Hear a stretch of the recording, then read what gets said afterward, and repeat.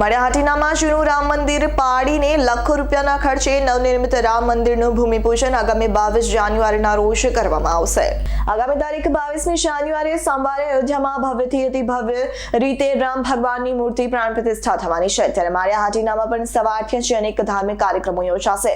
સવારે 9:30 વાગે માર્ડેશ્વર મંદિર પાસે છે જગ્યા વર્ષો જૂનું પુરાણું રામ ભગવાનનું મંદિર હતું। એ મંદિરને પાડીને નવેસરથી લાખોનું ખર્ચ નવું ભવ્ય રામ મંદિર બનાવવાનો આયોજન કરવામાં આવ્યું છે। ત્યારે મંદિરનું શાસ્ત્રોક્ત વિધિ પ્રમાણે ભૂમિપૂજન વેદ મંત્રો સાથે કરાશે। રામચંદ્રજીના મઠમાં બપોરે 12 વાગે મહાઆરતી સાથે 56 ભોગ અને કોટ ભગવાન શ્રી રામને ધરાવવામાં આવશે। તેમજ ચિત્રકૂટ ધામમાં દાંડિયા રાસ સમૂહ મહાઆરતી સહિતના કાર્યક્રમો રાખેલા છે। મહિલા સ્વામિનારાયણ મંદિરમાં સાંજે દાંડિયા રાસ અન્નકૂટ દર્શન સહિત અનેક કાર્યક્રમો રાખેલા છે।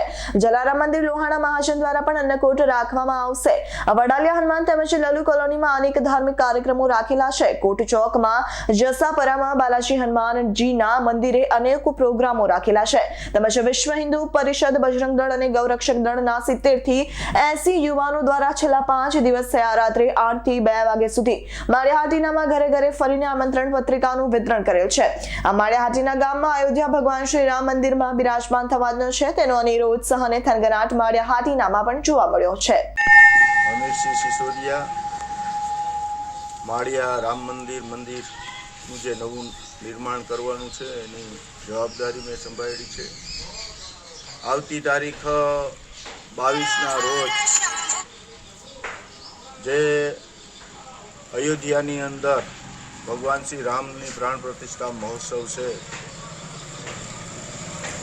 ભગવાન શ્રી મંદિરમાં જ્યારે પ્રવેશ કરવાના છે એ જ દિવસે માળિયાહાટીનાની અંદર બહુ જૂનું પુરાણું રામ મંદિર હતું તેને પાડી અને નવું નિર્માણ કરવાનું છે।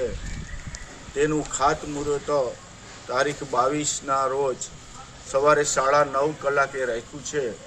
તો મારી દરેક ધર્મપ્રેમી જનતાને માળિયાની વિનંતી છે કે આ સમયે હાજર રહે અને આ અમારો પ્રસંગ છે એ દીપાવે અને આખું ગામ માળિયાની અંદર રામ મંદિરની પ્રાણ પ્રતિષ્ઠા અને અયોધ્યાની અંદર જે ભગવાન પ્રવેશવાના છે મંદિરની અંદર તે દિવસે રામમય આખું ગામ બને, શણગારીએ, ભગવાન રામની આરતીઓ કરીએ, દીવડા પ્રગટાવીએ અને ઉલ્લાસભર આ પ્રસંગને ઉજવીએ અને આ રામ મંદિરના પ્રાણ પ્રતિષ્ઠા માળિયાની અંદર આપ સર્વે હાજરી આપો એવી રામ મંદિર નિર્માણ સમિતિ તરફથી સર્વેને મારી વિનંતી છે।